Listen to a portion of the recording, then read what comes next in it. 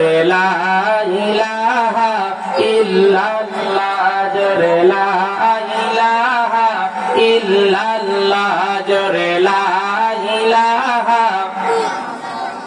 বলেন কোরআনের মাহফিল শুনবে যারা, বলেন কোরআনের মাহফিল শুনবে যারা, আল্লাহর কাছে প্রিয় তারা, আল্লাহর কাছে প্রিয় যারা, জান্নাতে প্রবেশ করবে তারা। জোরে লা ইলাহা ইল্লাল্লাহ জোরে লা ইলাহা ইল্লাল্লাহ জোরে লা ইলাহা ইল্লাল্লাহ। নিঃস্ব মুসলমান হারিয়ে সম্মান, আর কতকাল করবে তুমি ঘুমানোর ভান। ডাকছে তোমায় আল কোরআন, হায়রে ডাকছে তোমায় আল কোরআন। বলে নিঃস্ব মুসলমান হারিয়ে সম্মান, আর কতকাল করবে তুমি ঘুমানোর ভান। ডাকছে তোমায় আল কোরআন, হায়রে ডাকছে তোমায় আল কোরআন। যদি পড়ো কোরআন বেড়ে যাবে ঈমান। বলেন যদি শোনো কোরআন বেড়ে যাবে ঈমান। ঈমানকে পুঁজি করে পেয়ে যাবে তুমি পরিত্রাণ। ঠিক না? যদি পড়ো কোরআন বেড়ে যাবে ঈমান। ঈমানকে পুঁজি করে পেয়ে যাবে তুমি পরিত্রাণ। কোরআন যদি নাই বা পড়ো, কোরআন যদি নাই বা জানো, কোরআন যদি নাই বা শোনো, পরকালে হতেই হবে অপমান। ডাকছে তোমায় আল কোরআন, হায়রে ডাকছে তোমায় আল কোরআন। বলে নিঃস্ব মুসলমান হারিয়ে সম্মান, আর কতকাল করবে তুমি ঘুমানোর ভান।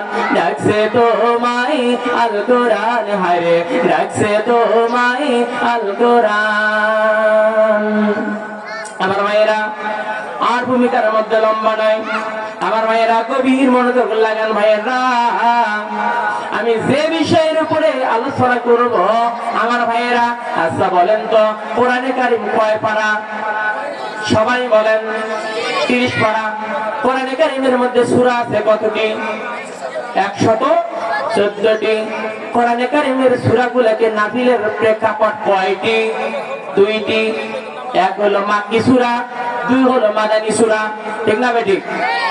আমার ভাইয়েরা কোরআনে কারিমের মধ্যে কোন সূরাকে জাতীয় সঙ্গীত বলা হয়? এই জাতীয় সঙ্গীত সূরাকে নিয়ে আলোচনা করা হবে। আমার ভাইয়েরা একান্ত আপনজনেরা যে বিষয়ে আলোকপাত করা হবে সূরাতুল ফাতিহা। এই ফাতিহাকে কেন জাতীয় সঙ্গীত বলা হয়? আমার ভাইয়েরা গভীর কান লাগান, আর লম্বা নয়। ভাইয়েরা রে, আল্লাহ পাক যতগুলো সূরা নাযিল করেছেন, নাযিলের প্রেক্ষাপট হলো 2টা। আর রব্বুল আলামিন কোরআনে কারীমের মধ্যে যতগুলো মানবকে, যতগুলো পৃথিবীর মানুষগুলোকে ডাক দিয়েছেন, 2টি ভাষায় আল্লাহ ডাক দিয়েছেন। এক হলো ইয়া আইয়ুহাল্লাযীনা আমানু, 2 হলো ইয়া আইয়ুহান নাস। জোরে বলেন না সুবহানাল্লাহ।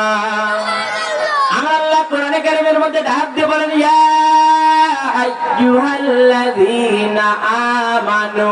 আল্লাহ পাক বলেন হে ঈমানদারগণ, হে আমার আদরের বান্দা, হে আমার আদরের গোলাম। আর রব্বুল আলামিন আর একবার ডাক দিয়েছেন ইয়া আইয়ুহান নাস, হে মানুষরা।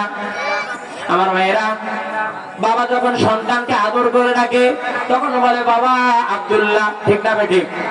নরম ভাষায় ডাক দেয় বাবা আব্দুর রহমান। কত সুন্দর আদরের ডাক। আর বাবা যখন রাগ করে ডাক দেয় সন্তানকে তখন কি বলে? এই আব্দুর রহমান। ঠিক না বেঠিক?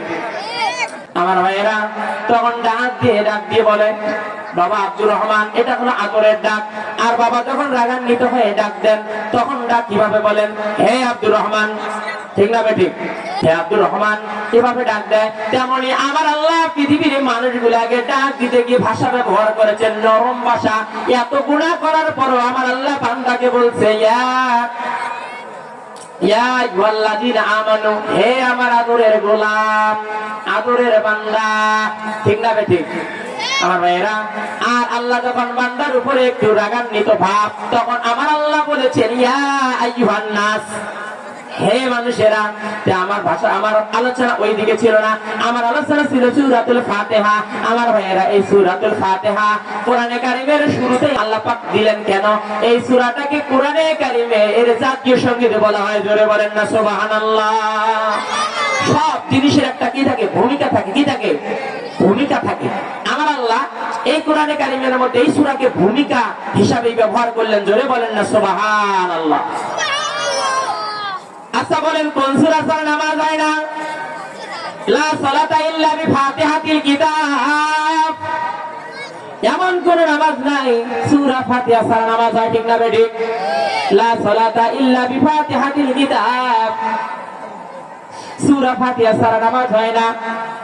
এই সূরা ফাতিহা যদি কোনো মানুষ একবার যদি তেলাওয়াত করে, তাকে 15 পারা কোরআনের সওয়াব রব্বুল আলামিন দিয়ে দিবেন। জোরে বলেন না সুবহানাল্লাহ। এই সূরা ফাতিহাকে যদি একবার তেলাওয়াত করা হয়, তার আমলনামায় 15 পারা কোরআনের নেক দিবেন। জোরে বলেন না সুবহানাল্লাহ। আমার ভাইয়েরা, আবার সূরা ফাতিহার শুরুতেই আমার আল্লাহ কত সুন্দর একটি বাক্য রব্বুল আলামিন দিলেন। আমরা জানি, সেটাকে আমরা সবাই তেলাওয়াত করি, বিসমিল্লাহির রহমানির রহিম। বলেন না সুবহানাল্লাহ। এই সূরা ফাতিহা প্রতিটা, এই বিসমিল্লাহ প্রতিটা সূরার সামনে দিলেন। সূরা ফাতিহার সামনে দিয়ে আল্লাহ সূরাকে ব্যবহার করলেন। সূরাকে আল্লাহ ধারার স্টপকে দিয়েই দিলেন। কেন দিলেন? রব্বুল আলামিন বলেন, নবী গো, এই বিসমিল্লাহ যদি কোনো মানুষ যদি একবার যদি তেলাওয়াত যদি করে, আমি রব্বুল আলামিন ঘোষণা করে দিলাম, তাকে 30 পারা কোরআনের নেক দেওয়া হবে। জোরে বলেন সুবহানাল্লাহ। আমার ভাইয়েরা, সূরা ফাতিহাকে যদি সংক্ষেপ করা হয়, তাহলে হয়ে যাবে বিসমিল্লাহ কন্যা সুবহানাল্লাহ। আর বিসমিল্লাহকে যদি ব্যাখ্যা বিশ্লেষণ করা হয়, তাহলে হয়ে যাবে 30 পারা কোরআন। জোরে বলেন সুবহানাল্লাহ। আবার 30 পারা কোরআনকে যদি সার সংক্ষেপ করা হয়, তাহলে হয়ে যাবে সূরাতুল ফাতিহা। জোরে বলেন সুবহানাল্লাহ। আবার সূরা ফাতিহাকে যদি ব্যাখ্যা বিশ্লেষণ তাফসীর করা হয়, তাহলে হয়ে যাবে 30 পারা কোরআন। জোরে বলেন সুবহানাল্লাহ। এই সূরা ফাতিহাকে লা সালাতা ইল্লা বিফাতিহাতিল কিতাব, এমন কোন নামাজ নাই সূরা ফাতিহা ছাড়া নামাজ হবে। যদি কোন নামাজি ফজর থেকে নিয়ে ঈশা পর্যন্ত যদি নামাজ আদায় যদি করে, সে কমসে কম 35 থেকে 40 বার সূরা ফাতিহা তেলাওয়াত করবে। জোরে বলেন সুবহানাল্লাহ। এই সূরা ফাতিহা এত মহত্ব, এত সওয়াব, এত ফজিলত দ্বিতীয় আর সূরা কোরআনে কারীমের মধ্যে নাই। জোরে বলেন সুবহানাল্লাহ। এই সূরা ফাতিহা, আমরা যখন সূরা ফাতিহা পড়ি, আমার ভাইয়েরা, যদি কোনো মানুষ এই পৃথিবীর জমিনে যদি সূরা ফাতিহার আমল করত, ওই ব্যক্তিটা আল্লাহর ওলি হয়ে যেত। কন্যা সুবহানাল্লাহ। কি নিয়ামত আমরা পেলাম এই সূরাতুল ফাতিহার মধ্যে। তেলাওয়াত করি তখন আমরা কি বলি? যে আলহামদুলিল্লাহি রাব্বিল আলামিন। সমস্ত প্রশংসা, সমস্ত তারিফ, সমস্ত গুণকীর্তন সেই মহান রব্বুল আলামিনের দরবারে। সবাই বলেন না সুবহানাল্লাহ। আমরা সমস্ত শুকরিয়া, সমস্ত প্রশংসা আমরা করলাম কার দরবারে? আল্লাহর দরবারে। আল্লাহ পাক বলে, বান্দারে আমার শুকরিয়া আদায় করো। রব্বুল আলামিন এই জন্য তো বললেন আলহামদুলিল্লাহি রাব্বিল আলামিন, যে সমস্ত প্রশংসা সেই মহান রব্বে কারীমের দরবারে। এবার আসেন হামদুন শব্দের অর্থ হলো প্রশংসা, লিল্লাহি রাব্বিল আলামিন আল্লাহর জন্য। এবার আসেন যে রব শব্দের অর্থ কি? আল্লাহ পাক যেখানে বললেন আলহামদুলিল্লাহি রাব্বিল আলামিন, লিল্লাহি রাব্বিল আলামিন, রব কারে কয়? আমার ভাইয়েরা, আল্লাহ শব্দের ব্যাখ্যা দিয়ে রব শব্দের তাফসীর করা যাবে না। আল্লাহ হলো আল্লাহর নিজস্ব নাম, আর রব হচ্ছে লিল্লাহি রাব্বিল আলামিন, এটা হচ্ছে আল্লাহর সুবহান। এই কথাটার মধ্যে এটা তাফসীর অনেক ব্যাখ্যা। আল্লাহ শব্দের অর্থ কি? আল্লাহ বলতে আল্লাহ, আর রব বলতে বোঝানো হয়েছে যিনি চাওয়ার আগে চাহিদা পূরণ করতে পারে তিনার নাম হলো রাব্বিল আলামিন। জোরে বলেন না সুবহানাল্লাহ। আল্লাহ শব্দের শাব্দিক অর্থ হচ্ছে এক জিনিস, আর রব শব্দের শাব্দিক অর্থ হচ্ছে এক জিনিস। তার কারণ হলো এই। আচ্ছা বলেন, রব কারে কয়? আমি এক কথা আপনাকে বোঝাতে চাচ্ছি যে রব কারে কয়? যিনি চাওয়ার আগে যার যতটুকু জিনিসের প্রয়োজন, চাওয়ার আগে প্রয়োজন পূরণ করতে যিনি পারে তেনার নাম হলো রব্বিল আলামিন। আমার ভাইয়েরা বলেন, আপনারা কেউ কি মায়ের পেটে থাকতে কি খাদ্যের জন্য দরখাস্ত করেছিলেন? আপনারা কেউ কিন্তু করেন নাই, কিন্তু রব্বুল আলামিন মায়ের নাভির তারের সঙ্গে তারটা লাগাইয়া দিয়া আল্লাহ ইচ্ছা করলে রে ভাই এই মায়ের নাভির তারটা আপনার আমার মুখের মধ্যে সেট করতে পারতেন কিনা, কিন্তু আল্লাহ করলেন না কেন? এই নাভির তারের সঙ্গে রক্ত চলাফেরা করবে, যেহেতু রক্ত না পাক আর মুখটা হলো পবিত্র, কথা বলেন ঠিক না বেঠিক? সেই জন্য আমার রব্বুল আলামিন মায়ের নাভির তারটা মুখের মধ্যে অ্যাডজাস্ট করে না দিয়া নাভির তারের সঙ্গে তারটা লাগাই দিয়া যিনি তিল করে মায়ের গর্ভে মানুষ করলেন এনার নাম হলো রব্বিল আলামিন। জোরে বলেন না সুবহানাল্লাহ। আপনারা কি আমার ভাষা বোঝেন? কথা বোঝেন? তাহলে রব শব্দের অর্থ কি? যিনি চাওয়ার আগে চাহিদা পূরণ করতে পারে তিনি হলেন রব। তাহলে আমরা বললাম আলহামদুলিল্লাহি রাব্বিল আলামিন, সমস্ত প্রশংসা তারই জন্য, কেবলমাত্র তারই জন্য যিনি হলেন লিল্লাহি রাব্বিল আলামিন। তারপর রাতের মধ্যে আসেন আর রহমানির রহিম, পরের রাত হলো কি আর রহমানির রহিম। আর তার মানে হলো এখানে আমরা প্রশংসা আল্লাহর করতেছি। আর রহমানির রহিম, তিনি হলেন রব, তিনি হলেন রহমান, তিনি হলেন দয়ালু, তিনি হলেন দাতা। আল্লাহ কি দয়ালু না? আমার আল্লাহ দেখেন কতটুকু দয়ালু রে ভাই, গভীর কাল লাগান। আমার আল্লাহর চাইতে আর কেউ দয়ালু নাই, কেউ মেহেরবান নাই। আমার আল্লাহ দেখে কেমন দয়ালু। আমার আল্লাহ বলেন, বান্দারে আমি কেমন দয়ালু তুমি কি জানো? তুমি হাজারো গুনাহ করার পরে যদি একবার বলো বান্দা, একবার যদি বলো রে বান্দা যে আল্লাহ এটা আমি ভুল করেছি, জিন্দেগিতে আর গুনাহ করব না, রব বলে বান্দারে তোমার একবার ডাকের জবাবে আমি ৭০ বার বলি বান্দা আমি তোমার মাফ করেছি। জোরে বলেন সুবহানাল্লাহ। আল্লাহর দয়া আছে কি নাই? এখন আসেন, এটা যদি আল্লাহর দয়া বোঝাতে চাই রাত চলে যাবে, বন্ধুগণ শেষ হবে না। তবে একটা উদাহরণ দিচ্ছি, শুনে রাখেন আল্লাহর দয়া আছে না নাই।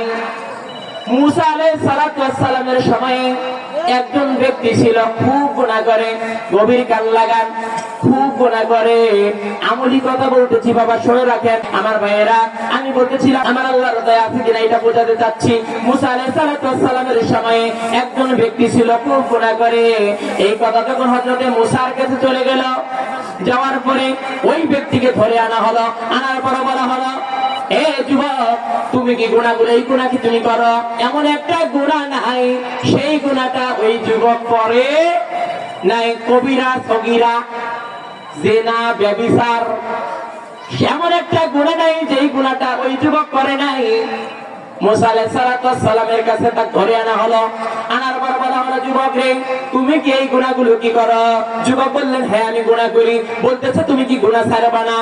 বলে না আমি গুনাহ ছাড়ব না। সতর্ক করলেন, যুবক বলতেছে না আমি গুনাহ ছাড়ব না। প্রয়োজন বোধে আপনার দেশ ছাড়তে রাজি, গুনাহ ছাড়তে রাজি নাই। এক পর্যায়ে যখন যুবক বললেন না আমি গুনাহ ছাড়ব না, এক পর্যায়ে তার বাড়ি ঘর ধরে ভেঙে দেওয়া হলো। পাহাড়ের মধ্যে একটা ঝাড় জঙ্গলের মধ্যে অবস্থান করা শুরু করলেন, বসবাস করা শুরু করলেন।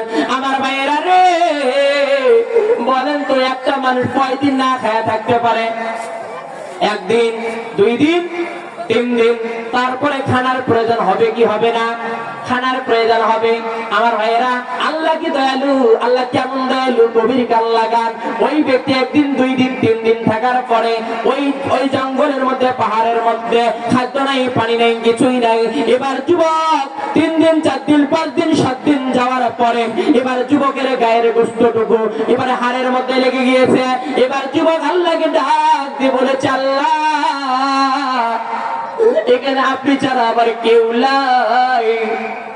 আপনি যদি আমাকে এইখানে যদি আপনি আমাকে এই অবস্থায় যদি আপনি আমাকে শাস্তি দেন, তাতে আপনার কি লাভ হবে? আর আপনি যদি আমারে মাফ করে দেন, তাতে কি এমন আপনার ক্ষতি হবে? কন্যা সুবহানাল্লাহ। আল্লাহ পাক বলে, জিবরাইল যাও যাও, দ্রুত গতিতে যাও। বলে নারায়ে তাকবীর। এবারে 1 দিন, 2 দিন, 3 দিন চলে যায়, গোশত হাড়ের সঙ্গে লেগে গিয়েছে। এবারে ওই ব্যক্তি ডাক দিয়ে বলেছে যে, আল্লাহ, আপনি আমারে মাফ করে দেন, আর আমি জিন্দেগিতে গুনাহ করব না। আমার রব্বুল আলামিন বলে, জিবরাইল যাও যাও যাও, আমার বান্দাকে জানিয়ে দাও, আমার আল্লাহ তোমারে মাফ করে দিতে। জোরে বলেন না সুবহানাল্লাহ। এবারে তাকে মাফ করলেন। কিছুক্ষণ পরে আল্লাহ পাক আরেকটা ফেরেশতাকে পাঠাইলেন, তার নাম হলো মালাকুল মউত আজরাইল। আজরাইলকে পাঠায়া দিয়ে রূহটা কবজা করলেন। আমার ভাইয়েরা, গভীর কান লাগা, রূহটা কবজা করলেন। এদিকে আমার আল্লাহ মূসাকে ইলহাম জানাইলেন। আমার ভাইয়েরা, প্রতিটা পয়গম্বরের সাথে কালিমা লাগানো আছে। যেমন আদম সাফিউল্লাহ, ঈসা রুহুল্লাহ, মূসা কালিমুল্লাহ। বিশ্ব নবীর নামের সঙ্গে কালিমাটা যোগ করা হয়েছে, লা ইলাহা ইল্লাল্লাহু মুহাম্মাদুর রাসূলুল্লাহ। এবারে মূসা কালিমুল্লাহ, আল্লাহ মূসাকে জানিয়ে দিয়েছে, মূসা রে যাও যাও যাও, আমার বান্দা পাহাড়ের মধ্যে মরে পড়ে আছে, শুকিয়ে হয়ে আছে। এ মূসা, তুমি শুধুমাত্র তার জানাজা দিবেই না, আমি আল্লাহ ঘোষণা করে দিলাম, তুমি তামাম এলাকার মধ্যে খবর দিয়ে দাও, ওই যুবকের জানাজার মধ্যে যারা যাবে তাদের সকলের গুনাহগুলো জীবনের আমি আল্লাহ মাফ করে দেব। জোরে বলেন সুবহানাল্লাহ। এবারে জানাজা শুরু। জানাজা যখন তাকবীরে উল্লাহ হবে, আমার ভাইয়েরা, ব্যক্তিগুলোর ভিতরে এমন একটা স্বাদ জাগলো যে এই যুবক এবং কোন যুবক, তারা জানাজার মধ্যে গেলে জীবনের গুনাহ মাফ হবে। একটা বারের জন্য দেখি তো যুবকটা কোন যুবক। এবার সুন্দর করে যখন মুখ খুললেন, খোলানোর পরে যুবক বললেন, মূসা, মিথ্যা কথা বলার জন্য জায়গা পাও না। এই যুবককে আমরা বাড়ি ভেঙে দিয়েছি, পাহাড়ের মধ্যে আমরা পাঠিয়ে দিয়েছি। এই যুবক হলো জিনাকার, তার জানাজার মধ্যে গেলে আল্লাহ মাফ করবে, এই কথা তুমি কোথায় পেয়েছো? মিথ্যাবাদী। এবার মূসা নবী এবারে সুন্দর করে সিজদায় পড়ে গিয়েছেন, সিজদার মধ্যে পড়ে গিয়েছেন, আর ডাক দিয়ে বলেছে, আল্লাহ, আপনি আমার এই কেমন বিপদের মধ্যে ফেলাইলেন? আল্লাহ বলে, মূসা রে, না না না, তুমি কি জানো না আমার নাম রহমান? তুমি কি জানো না আমি আল্লাহ দয়ালু? এ মূসা, আমার বান্দা যখন শেষ সময়ে, অন্তিম সময়ে, বান্দা যখন মারা যায়, এমন সময় যখন আসমানের দিকে তাকায় বলেছে, আল্লাহ, আর আমি জিন্দেগিতে গুনাহ করব না, আমি আমার বান্দাকে কেমন করি মাফ না করি? এ মূসা, আমি আমার বান্দাকে আমার কুদরত দ্বারা মাফ করেছি। জোরে কন্না আল্লাহু আকবার। আমার ভাইয়েরা, আমি বলতেছিলাম আল্লাহর দয়া আছে কি নাই, এটা বোঝানোর জন্য আমি বলতেছি, এ ভাইয়েরা, আল্লাহর দয়া আছে তাদের উপরে যারা 2টা আইন যারা এই পৃথিবীতে মানবে।